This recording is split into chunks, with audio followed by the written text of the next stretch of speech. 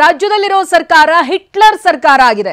ಸರ್ಕಾರದ ವಿರುದ್ಧವಾಗಿ ವಿಪಕ್ಷ ನಾಯಕ ಆರ್ ಅಶೋಕ್ ಕಿಡಿಕಾರಿದ್ದಾರೆ. ಸಿದ್ದರಾಮಯ್ಯ ಸರ್ಕಾರ ಎರಡು ನಾಲಿಗೆಯ ಸರ್ಕಾರ ಅನ್ನೋದಾಗಿ ಕಿಡಿಕಾರಿದ್ದಾರೆ. ಬನ್ನಿ ನೋಡೋಣ. ಈ ಕಾಂಗ್ರೆಸ್ ಸರ್ಕಾರ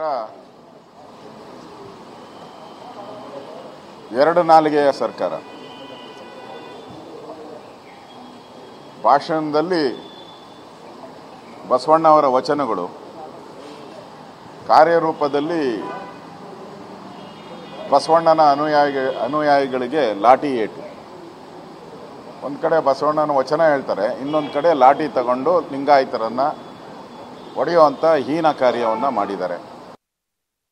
ಇವತ್ತು ನಾವೆಲ್ಲರೂ ಕೂಡ, ನಾವು ನಮ್ಮ ರಾಜ್ಯದ ಅಧ್ಯಕ್ಷರಾದಂಥ ವಿಜಯೇಂದ್ರ ಅವರು, ನಮ್ಮ ಪ್ರತಿಪಕ್ಷದ ನಾಯಕರಾದಂಥ ಮೇಲ್ಮನೆಯ ನಾರಾಯಣ ಸ್ವಾಮಿ ಅವರು, ನಮ್ಮ ಬೆಲ್ಲಜ ಸಾಹೇಬರು, ನಮ್ಮ ಚವಾಣ್ ಕೂಡ ಯಾರು ಏಟು ತಿಂದಿದ್ದಾರೆ ಅವರ ನೋಡೋಕ್ಕೆ ಆಸ್ಪತ್ರೆಗೆ ಹೋಗ್ಬೇಕಾಯ್ತು.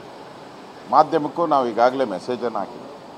ನೋಡಿದ್ರೆ ಏಕಾಏಕಿ ಅವ್ರನ್ನೆಲ್ಲ ಶಿಫ್ಟ್ ಮಾಡಿಬಿಟ್ಟಿದ್ದಾರೆ.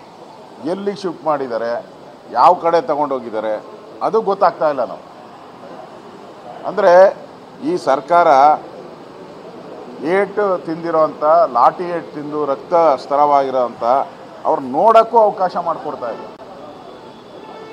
ಇದೊಂಥರ ಹಿಟ್ಲರ್ ರೀತಿಯಾದಂಥ ವರ್ತನೆಯನ್ನು ಈಗಲೇ ಮಾಡ್ತಾ ಇದ್ದಾರೆ.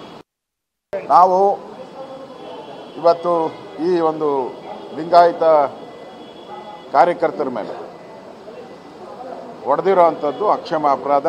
ಈಗಾಗಲೇ 0ವರೆಗೆ ಕೊಟ್ಟಿದ್ದೀರಿ, ಇದನ್ನು 0ವರೆಗೆ ತೊಗೊತೀರಿ, ತಗೊಂಡು ಹೋರಾಟವನ್ನು ನಾವು ಪ್ರಾರಂಭ ಮಾಡ್ತೀರಿ. ಇದೊಂದು ತೊಗಲಕ್ ಸರ್ಕಾರ ಅಂತೇಳಿ ನಮ್ಮ ಹೋರಾಟವನ್ನು ಶುರು ಮಾಡ್ತೀರಿ.